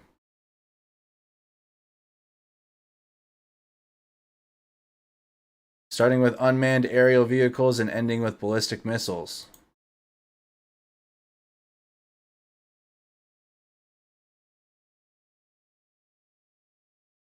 The missile system has quite a lot of special modes of operation, one of which is designed to intercept ballistic targets.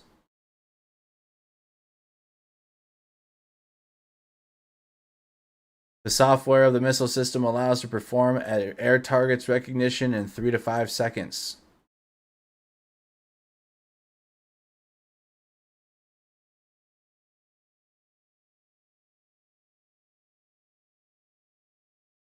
Next clip here, Russian Ministry of Defense video showing a S-300V air defense system.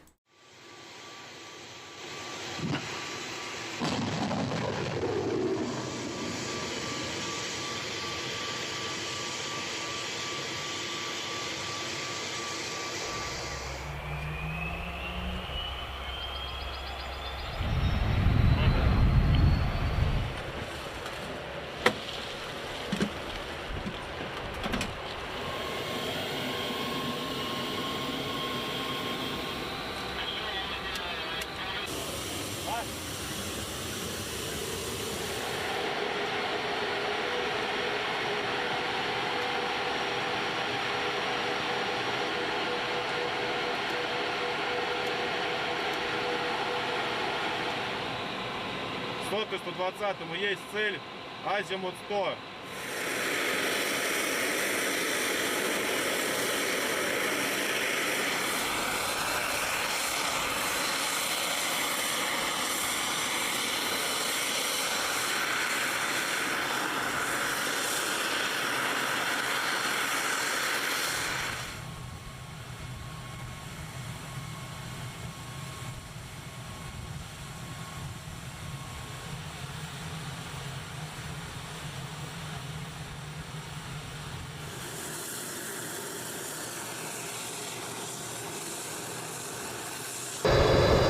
Начинает работать радиолокационная станция комплекса Hey, from Ohio. Целый дивизион. При этом мы находимся почти в чистом поле. Но самое главное, что это место сейчас самое безопасное от любого удара с воздуха. That's the S-300V air defense system that Russia's using. Here's a Russian Ministry of Defense video showing a Russian Ka-52 helicopter in Ukraine, the dual rotor helicopter, one over the other.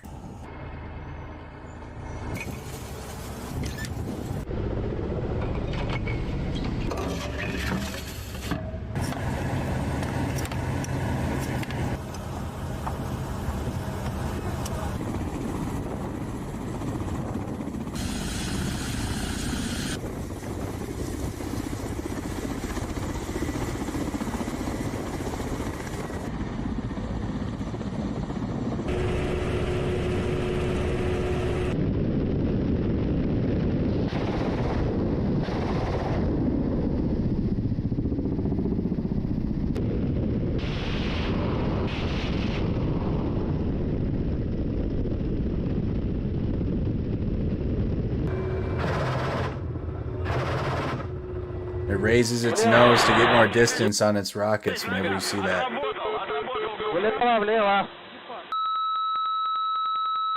Есть, уходит.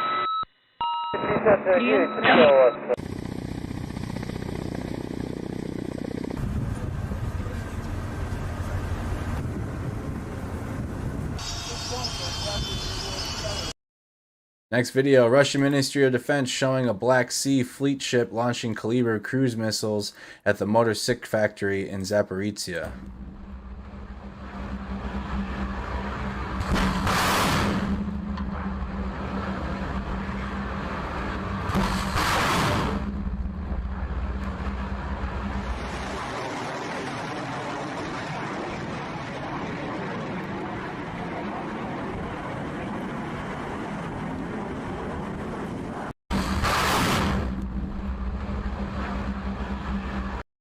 Next video, Russian Ministry of Defense video of a BM-21 Grad multiple launch rocket system in Ukraine.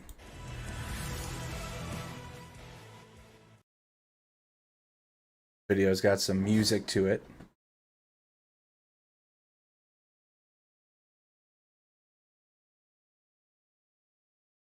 There's their rocket trucks.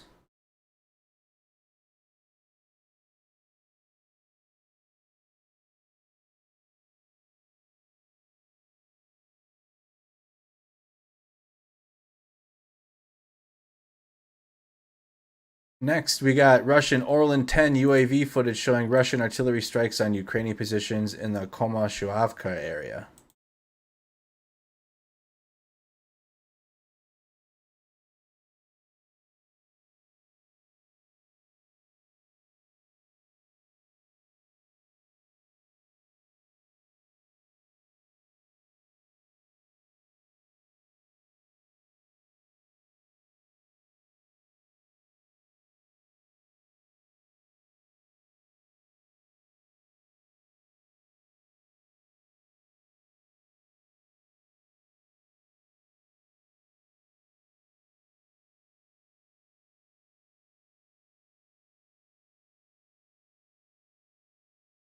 So again, this video here, Russian Orlan 10 UAV footage, Russian artillery strikes on Ukrainian positions.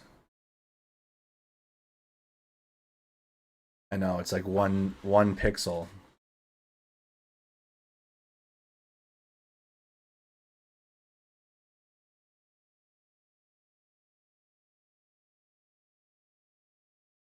Video is in 2 pixels.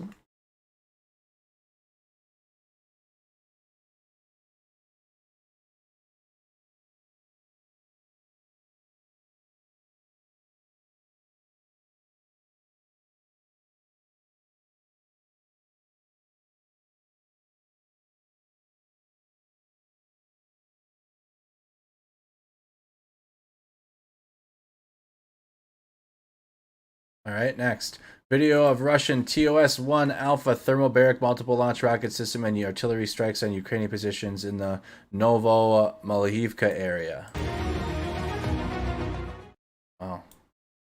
Look at that footage right off the bat.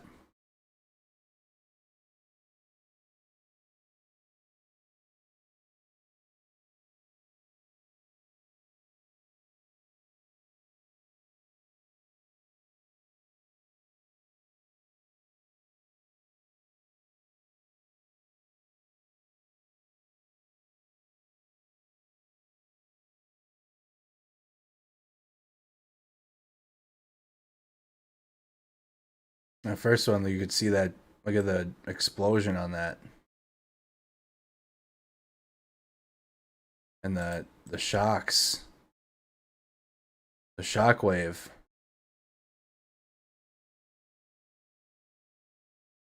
My goodness.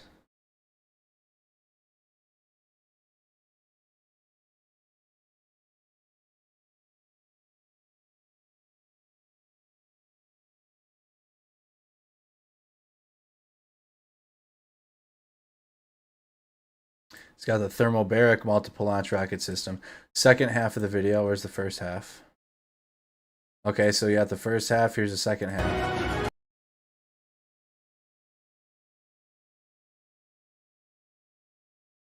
You You see the craters everywhere. There's a tank inside the tree line.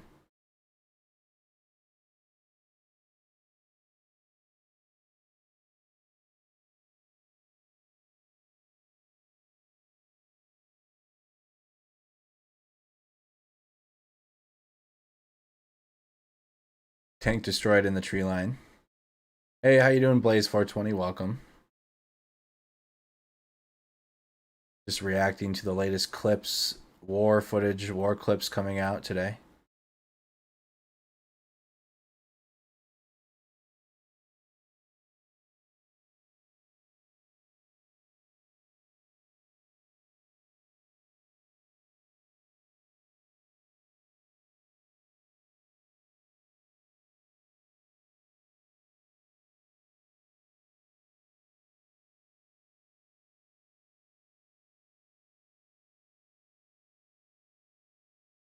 I know, look at the fields everywhere. So that was the second portion of that video. There's 2 parts to that. Here's just part 1 again. See the strikes and the aftershocks, my goodness. Or the shockwave from the strikes.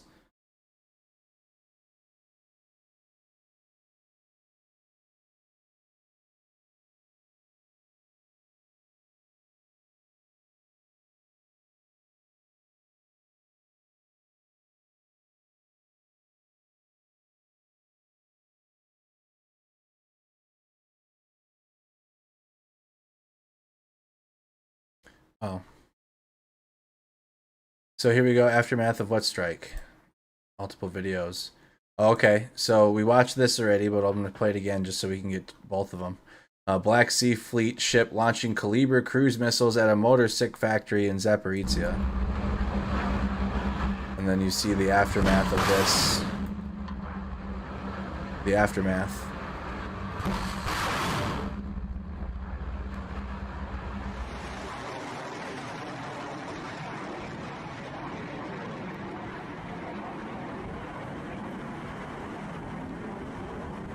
All right, aftermath.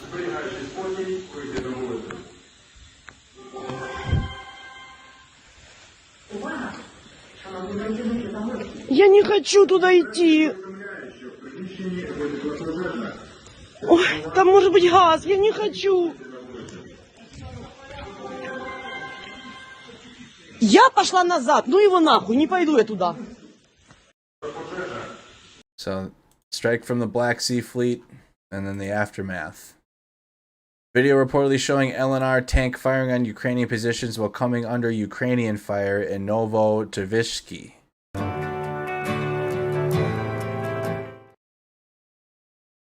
You see the drone in the air.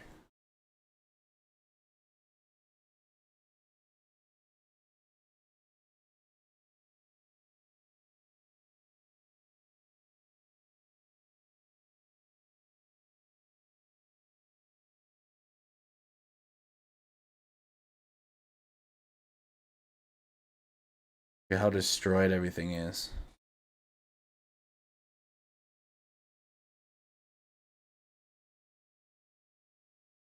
It's like a wasteland.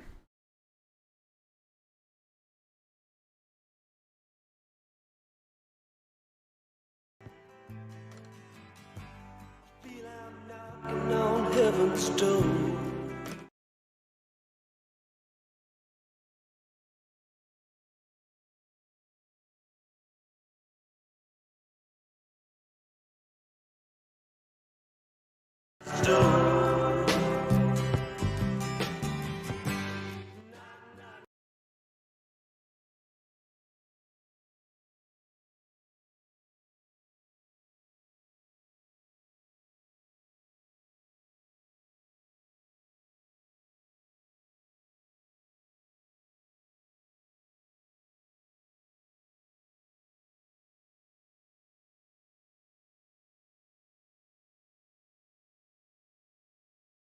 So you got the LNR tank firing on Ukrainian positions while coming under our Ukrainian artillery fire.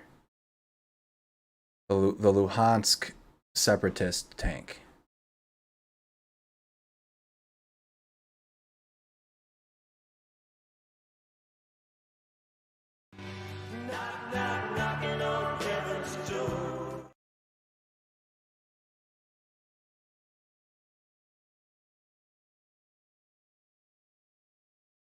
Next clip here. Russian Su-25 attack aircraft in the Kherson Oblast.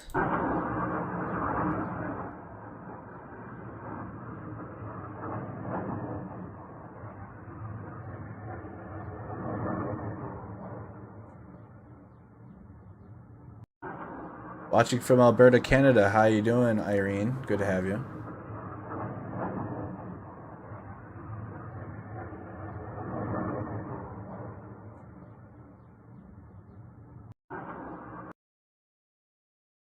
Next here, video of LNR fighters firing an ATGM at Ukrainian position while observing the strike from a UAV. Excuse me, observing the strike with a UAV near Svilichnoye. Svilichnoye. Probably said that wrong.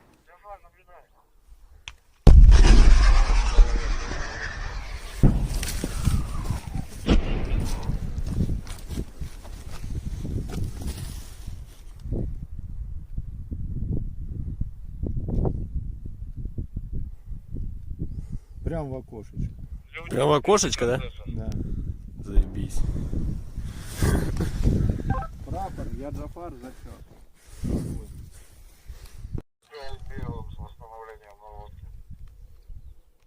Наблюдай! Джафар, наблюдай!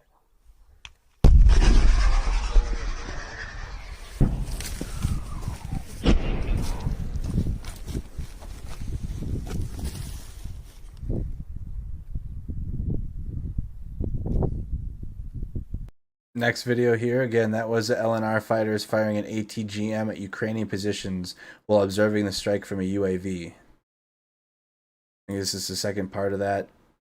No, LNR fighters, or LNR artillery strikes on Ukrainian positions in the same area. You can see the trench systems.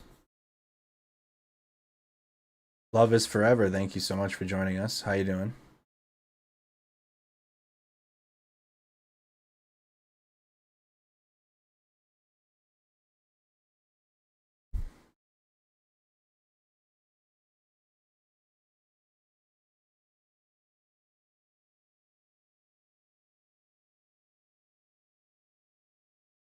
Again, that is LNR artillery strikes on Ukrainian positions, same area, in near. Let's find out where this is really quick. Svetic, I don't know. Definitely didn't even say that right. Svetilich Noye, Ukraine.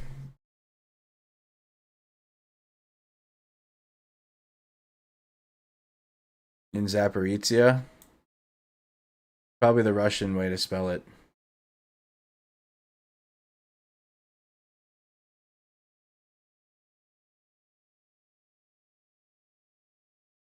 Huh. In Zaporizhia Oblast, not clear. Svelichnoye. Graphic video showing LNR fighters clearing a trench.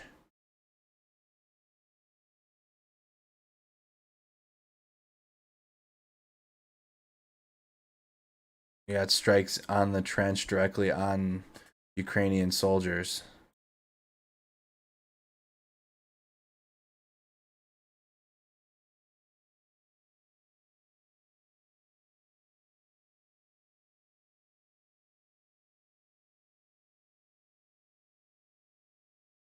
And they're clearing it directly. And then, okay, second half of the video shows both Ukrainian and LNR soldiers suffering casualties. So they're fighting inside of this trench. Like World War One.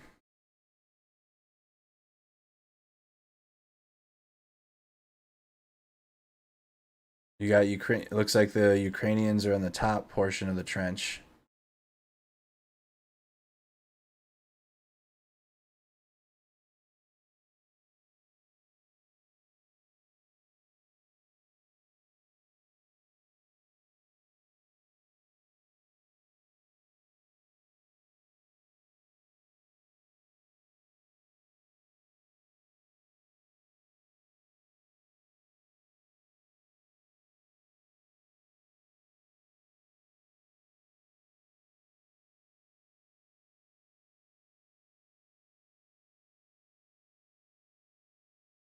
Yeah, one of the fighters here too.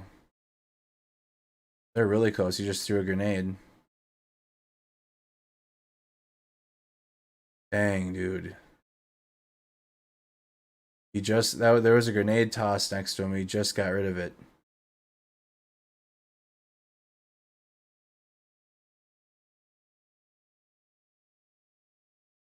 Let's go back to that part real fast. This is how close they are. You can see the what is this, Ukrainian trench? Look like these are the LNR soldiers with the white on their shoulders. With the white bands down here. So you got the LNR soldiers, the Luhansk separatists in this portion of the trench.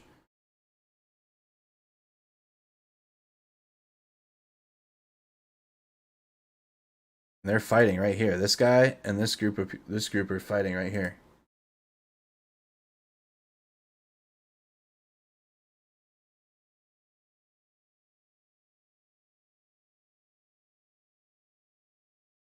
One grenade is just tossed right there. One grenade. And then he threw it, and then another one was thrown that landed right next to him. I missed that one again. That one was thrown. And then another one was thrown right there. It was hard to see. I'm going to back it up a little bit. You can see one was thrown right next to him.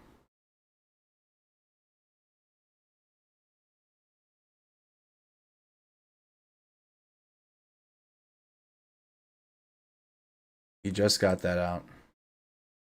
Just got that grenade out of the trench in time.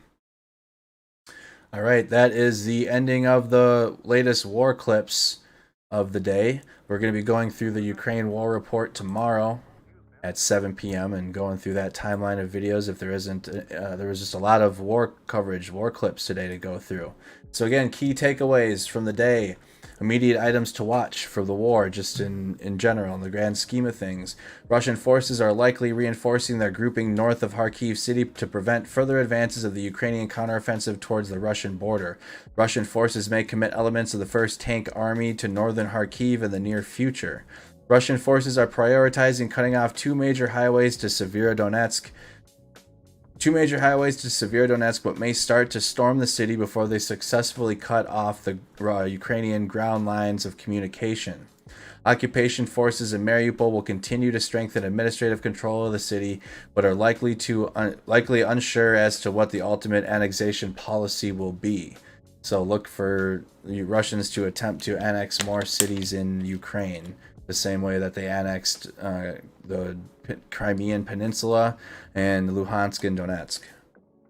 Russian forces are likely preparing for Ukrainian counteroffensives and settling in for protracted operations in southern Ukraine. And that is the immediate items to watch, and that is your Ukraine war coverage for the night 91. We're almost at 100 days into this war. Nine more days and we'll be at 100 days in. Shout out to everybody that stayed with the coverage since day one. Shout out to everybody that supports Mercado Media. I'm Andrew Mercado. I'm your host of this coverage every night. Thank you so much. Follow the page. Make sure you're subscribed to the YouTube channel. This channel and this page will be live again in the morning for the Johnny Depp Amber Heard trial, and then we'll cover the war at 7 p.m. Try to provide further updates to the elementary school shooting in Uvalde in Texas as the day goes on. John is not in Kyiv anymore. He is back in the United Kingdom, so that's why we haven't checked in on John Sweeney. I do hope you guys join us for live video game streams tonight on Snack Squad TV YouTube channel. If you stick around in the chat on YouTube, the stream when it ends will send you right into the next live stream that's planned for tonight. I'm just going to go have a safety meeting, grab a snack, and I'll be live with some live video games. Feel free to ask questions about the war coverage or any coverage that I'm doing. Any questions you guys want to find out, subscribe to Snack Squad TV on YouTube. All right, I'll be live there tonight and for a little while, for a couple hours, and then I'm going to end the night and start all over again tomorrow. Thank you, everybody, for tuning in. Again, I'm your host, Andrew Mercado from Mercado Media. Have a wonderful night. This has been night 91 of the Ukraine war coverage. Take care. See you.